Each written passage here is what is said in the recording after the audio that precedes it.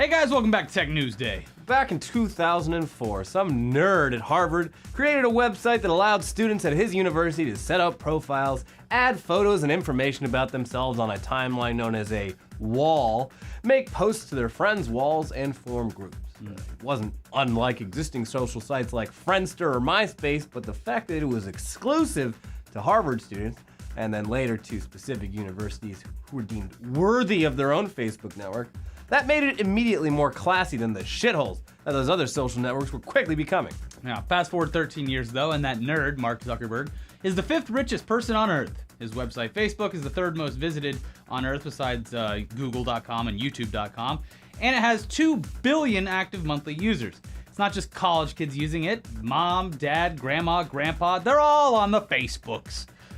They quickly overtook their kids and grandkids as the shitposting generation that we should all strive to be like. Yeah. Just completely unresearched memes and nonsensical garbage. I sure am proud.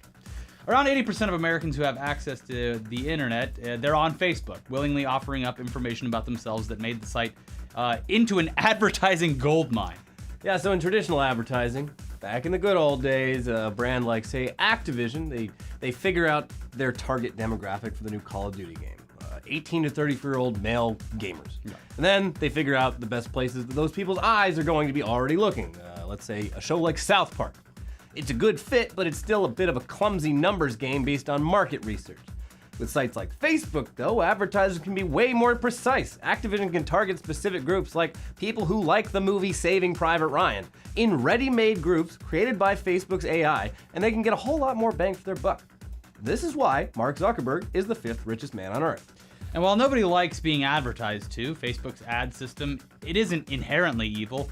Where the evil comes in is stuff like what we talked about last week, where it was discovered by ProPublica that some of the ad target groups Facebook's AI was cooking up made it really easy to target ads at racists and bigots. The keywords like Jew hater were happily being offered up by Facebook to advertisers who wanted to appeal to people like that enjoy that pastime of Jew hating. Advertisers who we assume are probably using Facebook to push some pretty repugnant shit. I would assume if that's what you're looking for. Oh, we are here at Glade Plugins. We're trying to hit every market, including the Jew haters. Yeah. But it's not clear how many advertisers actually took advantage of that whole thing before the glitch was fixed or what kind of ads they were running, but it all ties in quite nicely to a scandal that's currently plaguing Facebook. The fact that at least 3,000 political ads ran on the site during the 2016 election that originated from Russia and reportedly stoked the flames of sensitive topics like Black Lives Matter and Islam. For the last year, many have been casting blame for the election's results onto Facebook and their inaction at monitoring the fake news that may have swayed people's opinions. And 2 weeks ago, Facebook finally came forward with the findings of their internal investigation into whether or not there was any Russian election interference on their platform. Those findings? Yes. Not just the 3,000 ads, but also loads of fake accounts and fake pages presented as news sources. All essentially propaganda. But we've already got plenty of that based here in the US. This was propaganda paid for by people in a foreign adversarial country and presented as being domestic, which is a bit troubling. Or it should be. A big question that gets ignored a lot in all this talk of Russian interference is why? And the answer in this case appears to have simply been to highlight divisive wedge issues to sow chaos among American voters, because the weaker and more divided the US and other big players in NATO are, the more powerful Mother Russia is.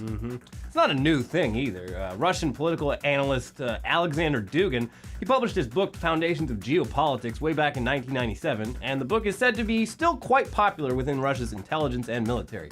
Here's an excerpt from a 2004 review of the book, laying out Dugin's preferred approach specifically to the US.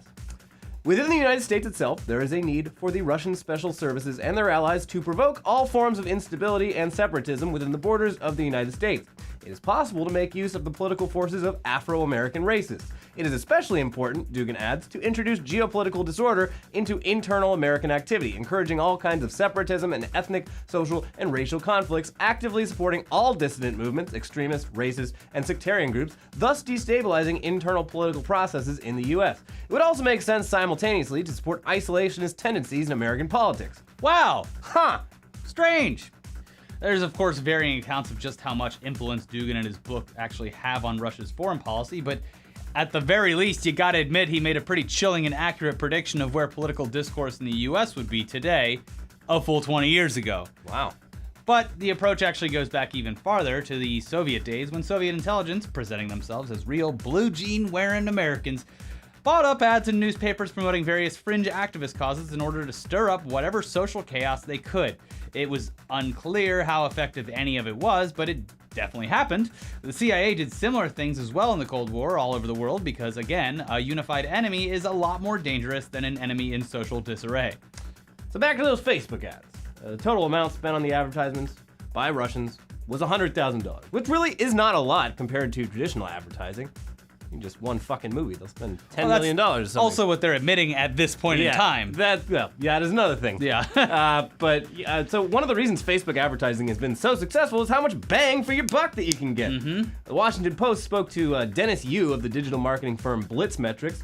He said this: $100,000 worth of very concentrated posts is very, very powerful. When you have a really hot post, you often get this viral multiplier. So when you buy this one ad impression, you get an extra 20 to 40 times multiplier because those people comment and share it. In other words, you make a fake news page, you buy up a few thousand promoted posts about how Hillary Clinton's the leader of ISIS, and then the suckers who click the share button, they send your ad to an even wider audience. Completely free. Yeah. It has the estimated reach of like hundreds of millions of shares and posts and all that kind of stuff. Now, to be clear, though, we only have a vague idea of what the actual content of these Russian ads was because Facebook has now turned their findings over to the House and Senate Intelligence Committees, who will now be conducting their own investigation. Our boy in the House Intelligence Committee, Adam B. Schiff of Burbank, shout out Schiff, is hoping to be able to share at least some of Facebook's findings with the public, saying, I think the American people should see a representative sample of these ads to see how cynical the Russians were using these ads to sow division within our society. They were saying that like it was weird because they would play both sides of the issue with both a lot sides, of stuff. but they would play it to like the same people. Like they would post positive representations of Black Lives Matter on people who hated Black Lives Matter movement, like the people that would do Blue Lives piss Matter, them off more. to make them angry and share it and be like, you see this bullshit? Yeah. And then they would put the anti-Black Lives Matter stuff on people who supported it. Mm-hmm.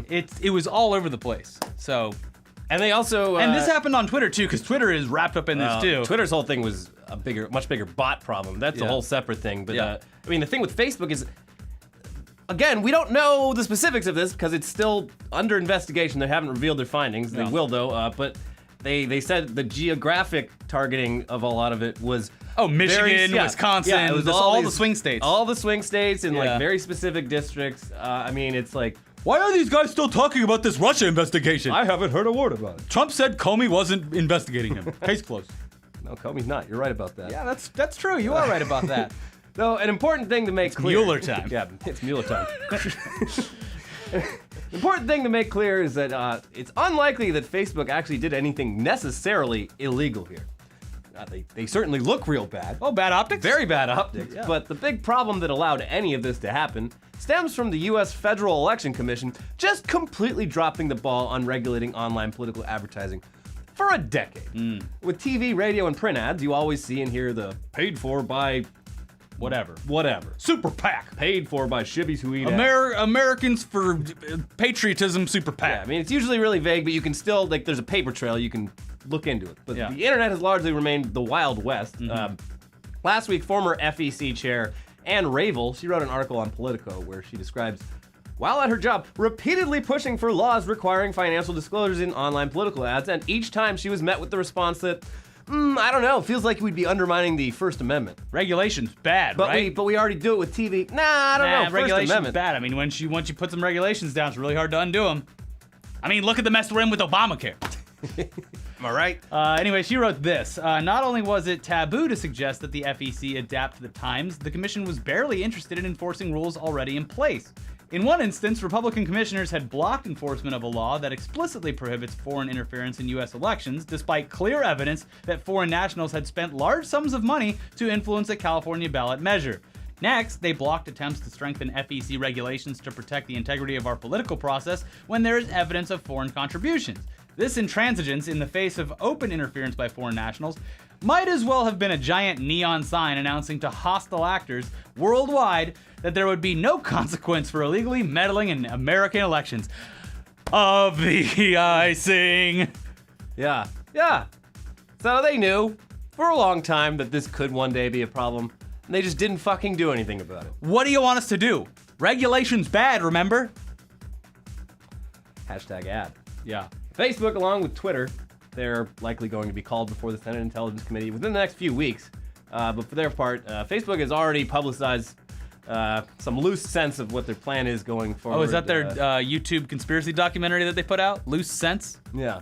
Yeah. Loose Sense. The sequel to Loose Change. Volume 2. Yeah. So Mark Zuckerberg, he posted a statement to Facebook last Thursday in which he laid out the 9 steps that he and his company are taking to just fix this whole mess. 1. Provide all those Russian bot ads to Congress. 2. Continue their own internal investigation. Top men. They were hiding this for 16 months. Did you put that in here? Well, they weren't hiding it, they just didn't Know what to do with it. Yeah, well, the question that's Some people are asking. the question that's really gonna be central to the congressional investigations, the Mueller investigations, is like, all right, so you guys, you knew there was a problem, you were looking into it. How much effort were you really putting into it, though? And could you maybe get someone from the CIA involved, considering it was a hostile foreign Pick up the phone. Yeah. Hey, we got. I don't know. We're a tech company. anything? Yeah. Anything would have been better.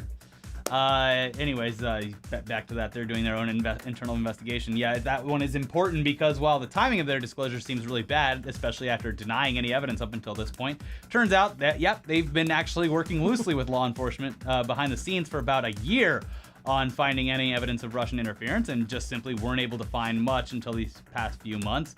Congress really only has access to information Facebook provides, so their cooperation, it's pretty important. Yeah. So, yeah. Number 3, Zuckerberg, he says they're going to figure out a way to do financial disclosures on political ads, which would allow the end user to see who paid for an ad and also see any other ads that they're currently running to any audience on Facebook, that's pretty cool.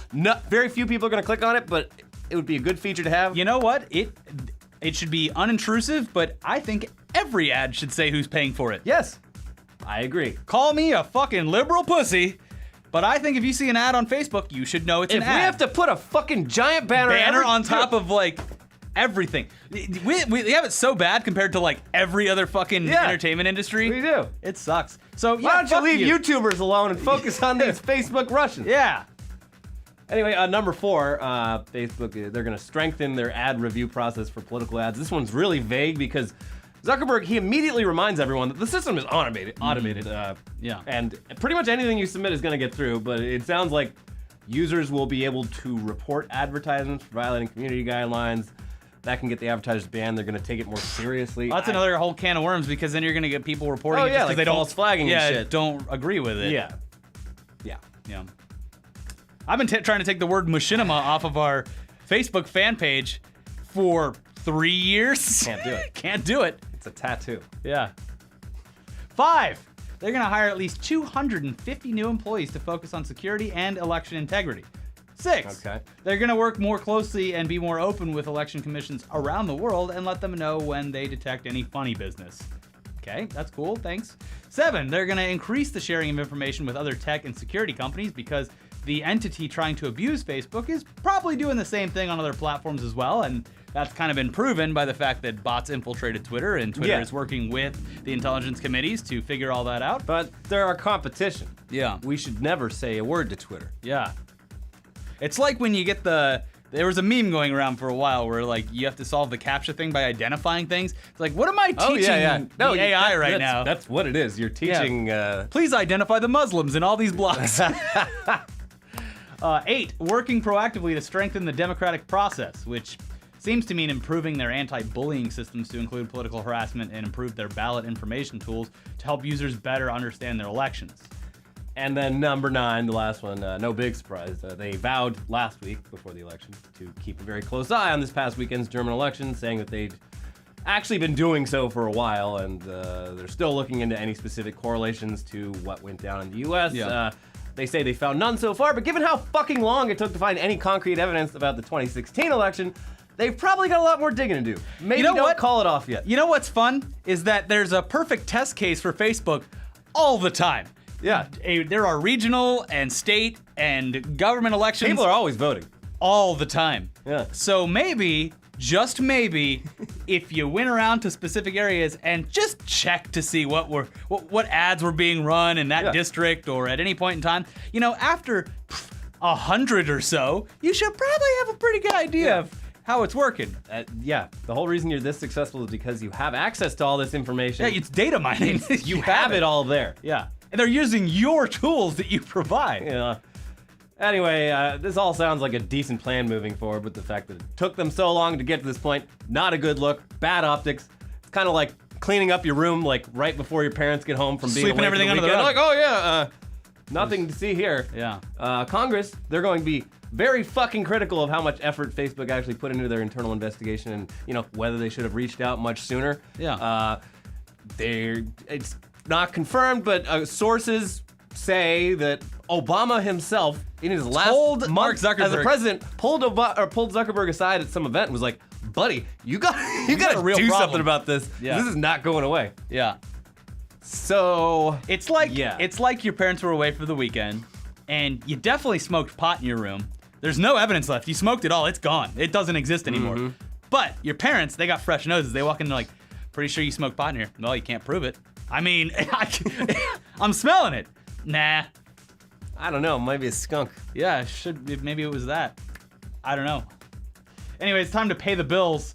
So let's put a bunch of fucking notifications all over the screen. Hashtag ad. Sponsoring advertiser. Disclosure. That's Bluehost. They're a top-rated website provider who powers over 2 million websites. And they've got everything that you need to build the website you've always wanted with the freedom to design your site the way you want it to be designed without being limited by templates. Don't you love freedom? Don't you love freedom? It's simple enough for beginners and powerful enough for even the most advanced users. And with fully customizable templates and third-party app support, you get total flexibility and control. Plus, with a 99.9% uptime guarantee for automatic updates, it's truly reliable and offers maximum security, including malware monitoring and protection and automatic secure WordPress installs. And with Bluehost's 24/7 tech support, online resources, and expert services, you'll have all the help you need to succeed and save time. Bluehost has been the top recommended WordPress host site since 2005. And now our viewers can save... Maybe they're listening. Are you listening? Listen up, because you can save 50% when you sign up by going to bluehost.com/tech2s. That's TECHTUES. Again, that is bluehost.com/tech2s. But it's time to get... If you thought we were angry, we got another angry guy in here. His name's Phil. Real curmudgeon. Let's get him in here and... hopefully it's something a bit lighter than Russian election interference. Phil. Uber, the rideshare service that could once be described as the Donald Trump of taxi alternatives, has goofed again. A lot of cities don't really like Uber, such as Pittsburgh, who was cool with their self-driving car test that they were doing there, but was no longer cool with it once Uber didn't hold up their end of the bargain and share the traffic data they promised Pittsburgh. Now you can add London to that list, as the city declined to renew Uber's license, citing the company's, quote, lack of corporate responsibility.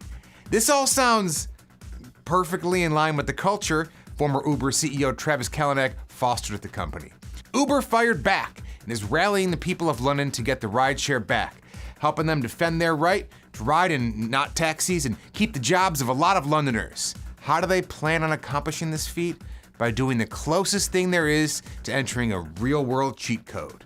They started a change.org petition. Get out your violins, let's listen to Uber grovel. Quote, by wanting to ban the app from the capital, Transport for London and their chairman, the mayor, have given into a small number of people who want to restrict consumer choice. To defend the livelihoods of 40,000 drivers and the consumer choice of millions of Londoners, signed this petition asking to reverse the decision to ban Uber in London. I agree. I love rideshares, even if they gotta break us some eggs / laws to force change over taxis, which are awful and gross. I only use Lyft because I've hated Uber's shady policies, scumball culture, and slimy huckster CEO. He left the company this summer and now is being sued over illicit business tactics, which led to the billions of dollars in losses for Uber. Cool, guy seems like a dick. At least the company now has a new CEO, Dara Khosrowshahi, formerly of Expedia, which, as far as I know, never heard anything bad like Uber. It's pretty good. It's, you type in, you fly planes around. Now, I'd be really pissed if LA lost all its ride shares, and my sister lives in London, and she's like, yeah, this is a bummer if Uber goes away. But I have a feeling the new regime there is gonna do what they have to, pay money, and do an about face in the public eye to stick around in London so they can limeys. Turning this Tech News Day over to Macs because I love Macs. What a Mac fanboy. I had sex with an iPhone once. It was really good. Big news this week with Apple's new OS, High Sierra. Hold on. Sierra. A story broke Monday when Patrick Wardle, a former NSA employee, posted a video showing that unsigned apps can steal all the passwords from your OS keychain, which holds all the passwords you'd like it to remember that they claim is super safe. I was literally seconds away from pressing the upgrade button on Monday over my Mac and read this, and I was like, fuck, I'm not upgrading to the new OS if it's already compromised. Then I did a little research.